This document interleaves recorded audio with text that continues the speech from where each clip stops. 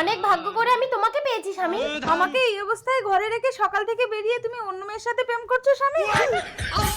ও hello, আপনার কোথাও ভুল হচ্ছে, এটা আমার স্বামী। আমাদের বাড়ি চম্পকনগর, আমরা আজই এখানে বেড়াতে এসেছি। শরীরটা খারাপ লাগছে, আপনি জল খাবেন?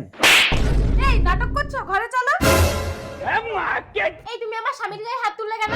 তোমার স্বামী মানে? তোমার দুটো তিল আছে তো? হ্যাঁ তিল আছে, কিন্তু তুমি জানলে কি করে? আমি বলছি এর আসল রহস্য। স্বামী তোরা 100 বছর পেছনে চলে এসেছিস। 100 বছর পেছনে মানে? দাঁড়া, তোদের সব মনে পড়ে যাবে। স্বামী দেখো, এক ফকির বাবা আমাকে অমর ফল দিয়ে গেছে। এই ফলটা খেলে আমরা 100 বছর পেছনে চলে যাব।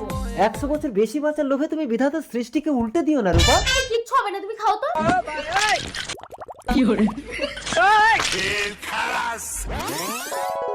রূপা তোর পরের জন্মের স্ত্রী, এখন তুই আগের জন্মে চলে এসেছিস। এ জন্মে চম্পা তোর স্ত্রী। রূপাকে তুই ছেড়ে দে।